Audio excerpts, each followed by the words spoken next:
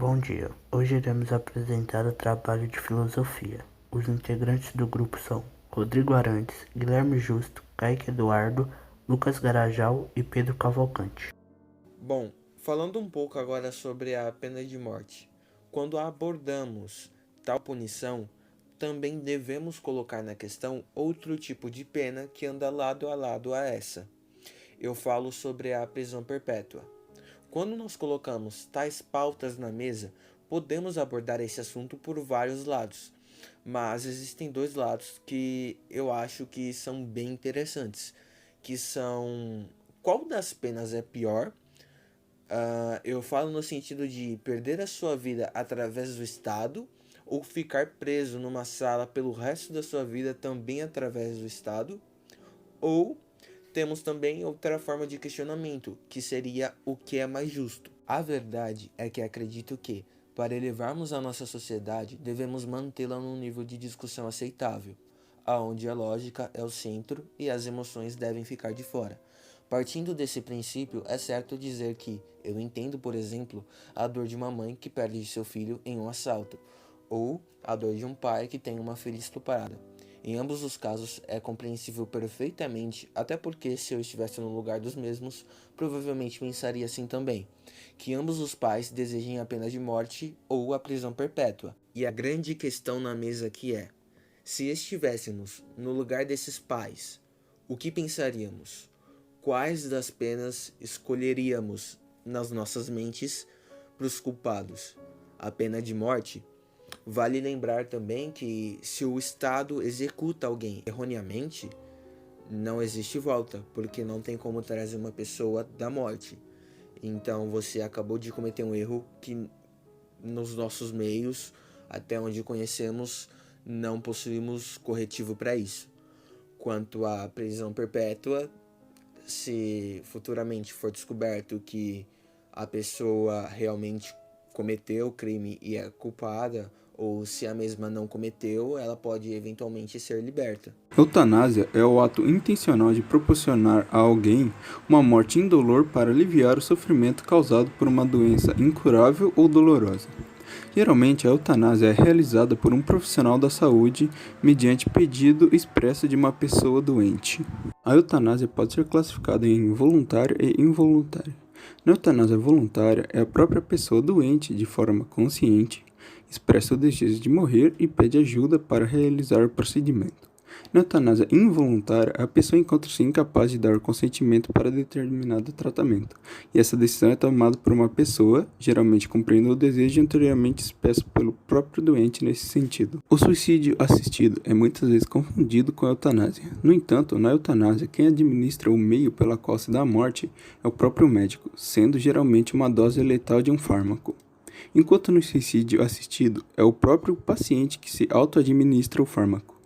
No suicídio assistido, é obrigatório que a pessoa tenha plena posse de suas capacidades mentais e que voluntariamente expresse o desejo de morrer e que registre uma dose de medicamentos que ponha término à vida. Quando se fala de eutanásia, alguns argumentos são comumente utilizados. Dentre eles, alguns argumentos a favor são: os defensores acreditam que este seja um caminho para evitar a dor e sofrimento de uma pessoa em sua fase terminal. A pessoa teria o direito à escolha pela sua vida e pelo momento da morte. Quando uma pessoa passa a ser prisioneira do seu corpo, depende de outras pessoas para ter as necessidades mais básicas. Então, o medo de ficar só, de ser um fardo e a revolta levam o paciente a pedir o direito de morrer com dignidade. Já alguns pontos contra são: do ponto de vista religioso, é tida como uma usurpação do direito à vida humana, devendo ser um direito exclusivo reservado ao Criador, ou seja, só ele pode tirar a vida de alguém.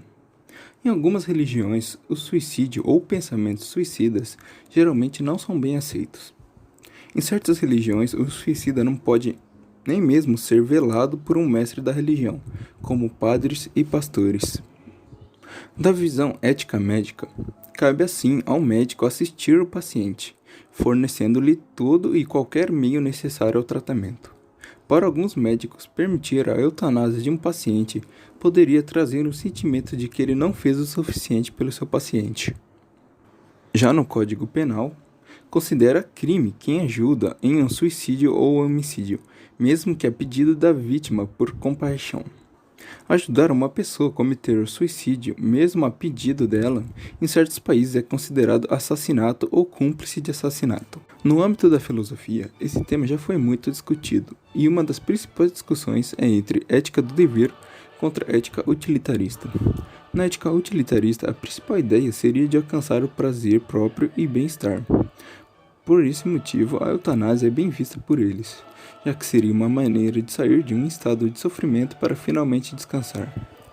Já na ética do dever, para se tomar suas decisões, você deve sempre recorrer à razão pura, ignorando sentimentos corpóreos e físicos, deixando de lado cultura e religião. O principal filósofo dessa vertente era Kant, um filósofo alemão. Na teoria de Kant, diz que existe algo chamado imperativo categórico, que é algo que devemos recorrer ao tomar uma ação ética. Você deve se perguntar se a ação poderia ser seguida por outras pessoas. Portanto, a eutanásia não era provada por Kant. Ele dizia que a escolha de tirar sua própria vida durante uma adversidade não poderia ser uma lei universal. Além de a eutanásia discordar diretamente de outro ponto estabelecido por Kant. O filósofo enquadra na fundamentação a proibição do suicídio nos deveres perfeitos, definidos como aqueles que não permitem exceção alguma em favor da inclinação. Ou seja, a eutanásia estaria proibida pelo dever perfeito consigo mesmo, o dever de buscar felicidade e lutar pela vida, e no dever perfeito em relação ao outro, pois de se levar em consideração os sentimentos e pêsames dos próximos ao paciente. Vamos falar sobre aborto. O debate na filosofia. O aborto é um tema decorrente nos debates da sociedade. Ele refere-se a discussões e controvérsias que envolvem a situação moral, ética e legal da prática. Nessa discussão, existem dois grupos bem definidos e que defendem lados opostos sobre o assunto. São eles: os pró-vidas, que vão contra a prática do aborto, pedindo, às vezes, a sua proibição completa, embasado na ideia de que o feto é uma pessoa e deve ter o mesmo direito de qualquer outro cidadão. E os pró-escolhas, que defendem o direito das mulheres de decidirem o que é melhor para si, liberdade individual, podendo ter poder sobre o seu próprio corpo. Vamos falar sobre aborto. O feto tem direito à vida? Em primeiro lugar, há uma discussão sobre se o feto tem direito à vida e a partir de que momento. Neste caso, alguns defendem a ideia de que o feto tem direito à vida a partir do momento em que nasce. Já outros argumentam que esse direito só passa a existir depois de um certo tempo de concepção, dependendo da característica do feto. Mark Stolley Singer, entre outros, apresentam perspectivas opostas sobre esse tema. A lei estipula expressamente que a personalidade civil se inicia com o nascimento da pessoa com vida, porém, não se esqueceu de salvaguardar os direitos dos nascidos, que, por óbvio, tem proteção no sistema jurídico pátrio. Nesse sentido, há reconhecimento dos direitos da pátria ainda no útero. O nascituro pode ainda ser credo de prestações alimentícias, receber doações e legados e recolher títulos sucessórios. É permitida sua inserção na família, presumindo-se o concebido na constância do casamento. Se nascer entre 180 dias depois da estabelecida a convivência conjugal e 300 dias subsequentes à dissolução da sociedade conjugal. Contudo, antes de adentrar a partir de qual momento devem ser assegurados os direitos dos nascituros, fazem-se necessário estabelecerem-se os conceitos de nascituro, embrião e feto. O embrião humano é a fusão do gameta masculino com o gameta feminino, determinante da união dos seus núcleos numa única célula, zigoto, num processo que se denomina fecundação. O nascituro é aquele que irá nascer, que foi gerado, porém não nasceu ainda.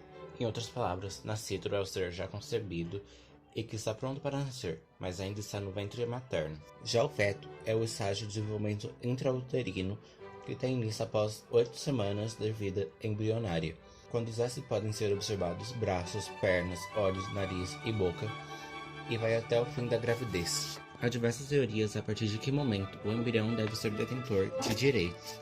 Teoria concepcionista. A teoria concepcionista salienta que o início da vida se baseia no fato da vida humana ter sua origem na fecundação do óvulo pelo espermatozoide, momento esse denominado pela ciência humana como concepção. Portanto, se adotada essa teoria, não poderá haver pesquisas com embriões, mesmo que fertilizados in vitro, pois isso implicaria em uma conduta prevista no Código Penal brasileiro, o aborto. Teoria gradualista ou desenvolvimentalista. Para esta doutrina, no início do seu desenvolvimento, o ser humano passa por uma série de fases, pré-embrião, embrião e feto, sendo que, em cada fase, o novo ente em formação apresenta características diversas. Salienta essa teoria que não há vida humana desde a concepção e o embrião ainda não tem caráter humano, sendo comparado com um mero aglomerado de células. Destaque para os desenvolvimentalistas, a vida humana somente vai merecer respeito à medida de seu desenvolvimento progressivo, devendo ele ser gradativo e conforme o desenvolvimento embrionário e fetal. Teoria das primeiras atividades cerebrais. Se a vida acaba quando o cérebro para, seria lógico por supor que ela só começa quando o cérebro se forma. Este é o pensamento dos inventores da corrente das primeiras atividades cerebrais. Tal teoria demonstra-se verdadeiramente lógica, uma vez que esse critério é utilizado para se definir o momento da morte, inclusive para fins de doação de órgãos, devendo servir também de orientação para a definição do início da vida. Teoria natalista. A teoria mencionada parte do pressuposto que a aquisição de personalidade opera-se a partir do nascimento com vida. Partindo desse entendimento, constata-se que o embrião, não sendo considerado pessoa, possui mera expectativa de direito. Destarte, segundo essa teoria, a personalidade da pessoa tem início a partir do parto, desde que nascido com vida, e que por si só seria uma visão extremamente legalista. Assim, nascido seria um ser em potencial e com expectativa de direitos, pois para que tenha os direitos que lhe são reservados ainda em sua existência intrauterina, é necessário que nasça com vida. No entanto, para os natalistas, o nascimento não é considerado pessoa. O nascituro não é considerado pessoa. Ele apenas tem, desde sua concepção, uma expectativa de direitos que está sobre a condição do nascimento com vida, assim como preceitua o artigo 2º do Código Civil. Teoria da nidição. Nidição é o momento em que o embrião se fixa na parede do útero, ocorrendo a partir do 4º dia da fecundação. Segundo esse entendimento, com o fenômeno da nidição, o embrião já adquire vida. Assim, é pela implantação que o ovo adquire viabilidade e determina o estado grávido da mulher. Isso posto, antes da nidição apenas havia um aglomerado de células que constituiria posteriormente a base do embrião. Essa teoria é defendida por vários ginecologistas, que utilizam o argumento de que o embrião fecundado em laboratório morre se não for implantado no útero de uma mulher, e que por si só não possui relevância jurídica. Como o início da vida ocorre somente com a implantação e a nidição do ovo no útero materno, não há nenhuma vida humana em um embrião fertilizado em um laboratório, e portanto não necessita de proteção como pessoas humanas. O direito do feto é mais importante que o direito da mulher? Em segundo lugar, aqueles que concordam com o feto possuem direito à vida, mas argumentam que mesmo assim a mulher tem o direito a fazer o aborto, pois ela deve ter liberdade de escolher o que acontece com seu corpo e sua vida. Um filho implica uma série de consequências para a mulher. São 9 meses de gestação, um bom tempo de dedicação constante para o filho. E isso tudo faz com que a vida da mulher seja completamente alterada. Como a mulher é a principal afetada com a gestação, argumentam aqueles que defendem o direito da mulher, essa deve ter o direito de escolher se quer ou não que sua vida tome um novo rumo. Nesse último caso, o argumento mais conhecido e discutido é uma analogia criada por Judith Thompson para mostrar que o direito à vida do feto não implica a obrigação da mulher manter uma gravidez. Por outro lado, alguns negam que a mulher deva ter o direito de fazer um aborto, já que, a não ser em caso de estupro, ela ficou grávida porque quis ou por descuido. O aborto no Brasil. No Brasil, o aborto é crime, com pena prevista de 1 a 3 anos de detenção para gestante e de 1 a 4 anos de reclusão para o médico ou qualquer outra pessoa que realize em outra pessoa o procedimento de retirada do feto. Em 3 situações específicas no Brasil, o aborto provocado não é punível pela lei. Essas três situações são: para salvar a vida da mulher, quando a gestação é resultante de um estupro, ou se o feto for anencefálico. Nesse caso, o governo brasileiro fornece gratuitamente o procedimento de aborto pelo Sistema Único de Saúde, o SUS. Essa permissão para abortar não significa uma exceção ao ato criminoso, mas sim uma excusa absolutória. Argumentos contra o aborto. O argumento do consentimento e responsabilidade afirma que, se a mulher e o homem, ao terem uma relação sexual, sabiam o risco que ocorriam de provocar uma gravidez e ainda assim tiveram a relação sexual consentimento, então devem ser responsáveis pela consequência da sua ação. Responsabilidade. De maneira geral, se fazer uma ação inclui algum risco e a pessoa que age sabe disso e o faz, ou seja, consente com esse risco, ela deve assumir a responsabilidade pelos seus atos. Uma analogia pode ser usada para justificar essa conclusão. Quando uso meu carro, sei do risco de dirigir envolve, e estou disposto a assumir as consequências de um eventual acidente. Inclusive, a lei me obriga a isso. Por exemplo, se por uma pequena distração bater atrás de um carro e isso gerar danos materiais, deverei pagar por esses danos. Esse argumento mostra, então, que quando um casal tem relação sexual e sabe dos riscos que está ocorrendo, mesmo usando algum tipo de método contraceptivo, é responsável por quaisquer consequências, mesmo que indesejáveis, que essa relação possa ter. Argumentos a favor do aborto. Voltemos ao princípio. O argumento central contra o aborto de onde começamos era o seguinte. Primeira premissa.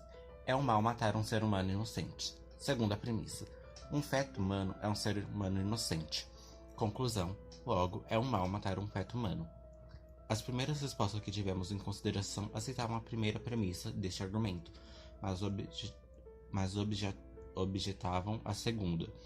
As segundas não rejeitavam qualquer das premissas, mas objetavam a conclusão tirada dessa premissa, ou objetavam a conclusão subsequente de que o aborto deveria ser proibido por lei. Nenhuma das respostas questionava a primeira premissa do argumento. Isso não é de admirar, atendendo à aceitação generalizada da doutrina de santidade da vida humana. Mas a discussão dessa doutrina nos capítulos precedentes mostra que essa premissa é menos segura do que muitas pessoas pensam. A frequência da primeira premissa do argumento conservador reside no fato de assentar na nossa aceitação do Estatuto Especial da Vida Humana. Vimos que humano é um termo que comporta duas nações distintas. Pertence à espécie Homo sapiens e ser uma pessoa. A partir do momento em que o termo é dissecado de forma a fraqueza da primeira premissa conservadora torna-se evidente. Se ser humano for usado como equivalente à pessoa, a segunda premissa do argumento, que afirma que o feto é um ser humano, é claramente falsa, pois não se pode defender de forma plausível que o feto seja racional ou autoconsciente. Se, por outro lado, o ser humano for usado apenas no sentido pertence à espécie Homo sapiens, nesse caso, a defesa conservadora da vida do feto baseia-se numa característica desprovida de significado moral e, portanto, a primeira premissa será falsa. Este aspecto já nos é familiar. Se um ser é ou não membro da nossa espécie, não é, em si, mais relevante para o mal de matar do que ser ou não membro da nossa raça. A crença de que a mera condição de pertencer a nossa espécie, independente de outras características, tem grande importância para o mal de matar um ser constituir um legado de doutrinas religiosas que até mesmo aqueles que se opõem ao aborto hesitam em trazer para o debate. O reconhecimento dessa questão simples altera a questão do aborto. Podemos agora olhar para o feto tal como ele realmente é, vendo as características reais que possui. E podemos avaliar a vida colocando-a no mesmo escalão em que os colocamos as vidas dos seres com características semelhantes que não são membros da nossa espécie. Torna-se claro que o nome do movimento pró-vida ou direito à vida é enganador, longe de se preocupar com toda a vida ou de adotar uma escala de preocupação imparcialmente baseada na natureza de vida em questão. Quem protesta regularmente contra o aborto, mas come com a mesma regularidade carne de frango, porco ou vaca, revela apenas uma preocupação tendenciosa pela vida dos membros da sua própria espécie, porque em qualquer comparação justa de características moralmente relevantes, como a racionalidade ou a autoconsciência, a consciência, a autonomia, o prazer e o sofrimento, etc., a vaca, o porco e o tão ridicularizada galinha ficam muito à frente do feto em questão em qualquer estágio da gravidez. E, se fizermos a comparação com o feto de menos de 3 meses, um peixe mostra maiores sinais de consciência. Direito dos animais. Primeiramente, para entender a relação da ética prática com o direito dos animais, é preciso entender essas principais ideias. Contexto histórico. Por muitos anos, os animais eram tratados somente como mão de obra grátis ou moeda de troca, e como consequência eram tratados puramente como uma forma de máquina pré-histórica, sem sentimentos ou inteligência. Tanto que a primeira lei protegendo os animais foi escrita somente em 1822, e somente se referia ao animal do seu vizinho, sendo assim que você poderia ferir um se ele pertencesse a você. Animais selvagens e domésticos. Quando falamos sobre animais e seus direitos, indiretamente nos referimos a 2 grupos: aqueles que vivem em fazenda e na selva e aqueles que vivem em nossa casa. É importante ver essa diferença, pois nós não somente vemos eles diferentes, mas também os tratamos, até o ponto de considerar animais domésticos como se fossem um ser humano menor. Principais ideias. Quando se dá o direito dos animais, a filosofia se divide em algumas ideias principais. A primeira é que o ser humano tem uma dívida com esses animais, por não só afetarmos eles diretamente como poluição, caçada e desmatamento, mas também indiretamente, criando algumas raças, como são os cachorros. Outros dizem que o bem-estar dos animais deveria ser somente nossa segunda preocupação, e que primeiramente devíamos lidar com problemas da nossa própria espécie, como fome, desigualdade social e falta de tratamento de doenças. E que até chegarmos lá, deveríamos continuar a tratar animais como alimento, suprimento e propriedade. Bom, aqui está o link do Forms que será disponibilizado no chat. Aqui é a nossa bibliografia e obrigado.